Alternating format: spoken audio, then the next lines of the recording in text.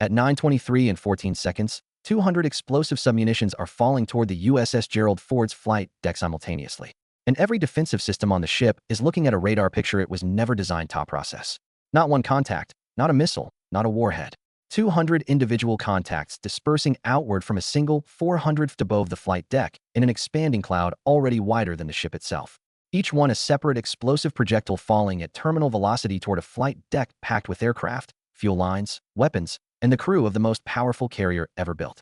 The failing fire control computer flags the engagement problem at 0923 and 16 seconds. It cannot prioritize. It cannot sequence. It was designed to track one contact, assign a firing solution, and engage. It was not designed for 200 simultaneous contacts dispersing in every direction faster than its traverse rate can follow. The system begins cycling through threat assignments, locking on to the highest velocity submunitions first, but the dispersal pattern is already wider than a gun's coverage arc and getting wider every fraction of a second. The Gerald Ford has 1.8 seconds before the first submunition hits the flight deck. To understand how Iran built a weapon that defeated every layer of the most advanced carrier defense system in the world before a single round could be fired, you need to go back 24 minutes and 31 seconds.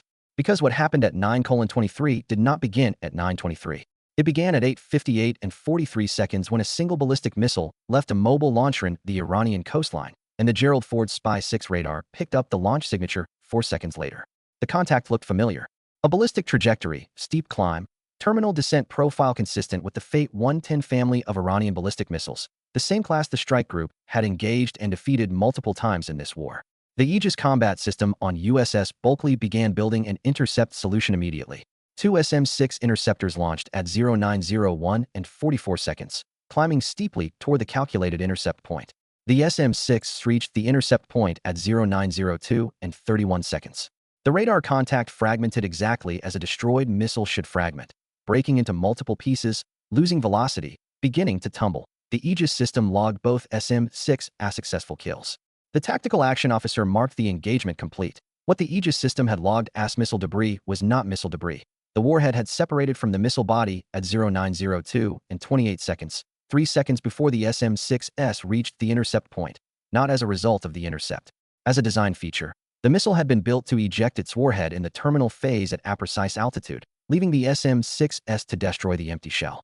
While the warhead continued falling independently, smaller, slower, a radar returned so different from the original contact that an Aegis fire control computer classified it as debris and removed it from the active threat picture. The warhead was not debris. It was still falling, and it was carrying 200 explosive submunitions in a dispenser designed to open at a specific altitude and release them across a target area the size of a carrier flight deck. Iran had not just built a cluster munition. Iran had built one specifically engineered to survive the one defensive layer that would otherwise stop it by separating from its delivery vehicle before that layer could engage it. The warhead fell through 40,000 feet, through 30,000, through 20,000. A small slow-moving radar returned that the Aegis system was not tracking because the Aegis system believed the threat had been neutralized 21 minutes ago. At 0919 and 8 seconds, Lieutenant Commander Michael Tate was on the Gerald Ford's flight deck. Tate is the Gerald Ford's damage control officer. His job is not to shoot down missiles, and his job is to keep the ship alive after something gets through. In the previous year, while reading a 2019 NATO threat assessment on Iranian ballistic missile development, he had found a single paragraph buried in an appendix, 7 sentences describing a theoretical Iranian cluster munition warhead program designed specifically to defeat carrier point defense systems by dispersing below their minimum engagement altitudes. 7 sentences. No follow-up assessment, no recommended defensive response. Tate spent 3 weeks building a damage control drill around those 7 sentences. A cluster munition warhead opening at low altitude above the flight deck. 200 simultaneous submunition impacts. Multiple simultaneous fires. The specific sequence of actions required to prevent a flight deck fire from spreading below deck and reaching the aviation fuel storage systems that if ignited would not damage the Gerald Ford, they would end her. He submitted the drill for inclusion in the official rotation. The committee noted the threat scenario was theoretical and unconfirmed. The drill was not added. Tate ran it anyway. Every month for 14 months. 847 personnel trained on a scenario nobody above him believed was real. At 0919 and 8 seconds, standing on the flight deck, Tate looked up and saw a vapor trail that should not have been there. Thin descending coming from a point much lower than a ballistic missile in normal flight should be.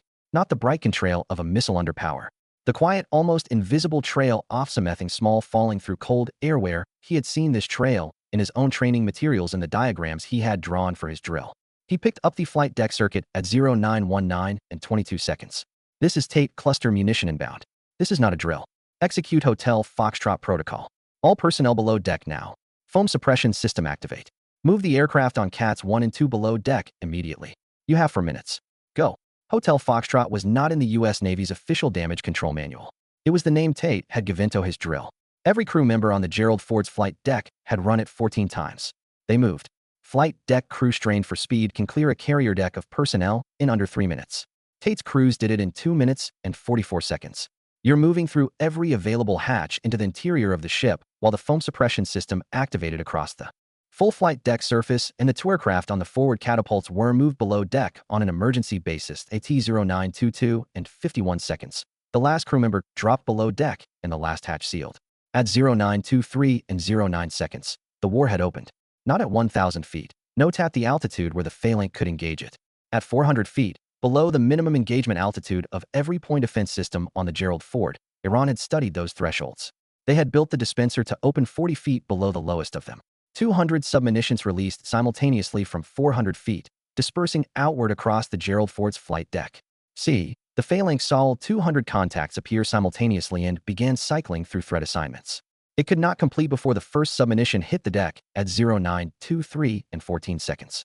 11 seconds off sustained impact across the full length and width of the flight deck. 200 individual explosions spread across every inch of deck surface simultaneously. The sound reached every ship in the formation. The smoke column was visible from 30 miles. 3 F/A-18F Super Hornets parked on the aft deck were destroyed. 2 more severely damaged .4 fuel line junctions ruptured and ignited. The flight deck surface pocked across its entire length with submunition craters that made it temporarily unusable for flight operations. The Gerald Ford was hurt and her flight deck was empty of personnel. 0 crew members were on the flight deck when the submunitions hit because Michael Tate had run a drill for this scenario 14 times and his crews had cleared the deck in 2 minutes and 44 seconds, and every hatch had sealed 23 seconds before the first submunition impacted at 0923 and 26 seconds. The damage control teams began moving, note in response to orders, in response to training. Hotel Foxtrot protocol specified exactly which teams went where, which fires took priority, which fuel line ruptures required immediate isolation to prevent the fire from reaching the aviation fuel storage below deck. Tate's crews had run this sequence 14 times.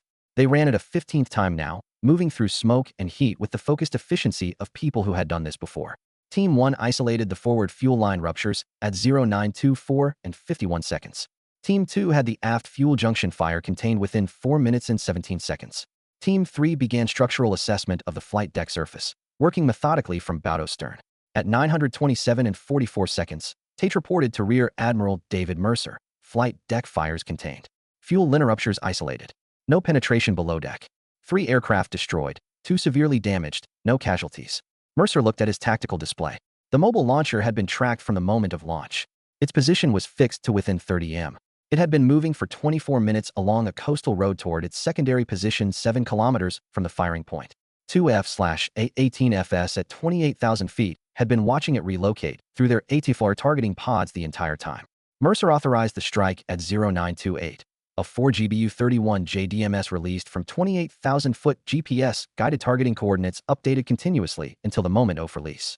The launcher was 5.44 kilometers from its firing position when the first bomb arrived at 0929 and 44 seconds. The second impacted 3 seconds later. The launcher, its crew, and Iran's ability to fire another cluster munition from that position ceased to exist at 0929 and 47 seconds. At 10:10, 47 minutes after the last submunition had impacted her flight deck, the USS Gerald Ford resumed partial flight operations. The first FA-18 launched at 1011 and 03 seconds, climbing away from a deck still being repaired around the catapult, still scarred with craters across its aft section, still smelling of burned fuel and foam suppressant. The carrier was flying.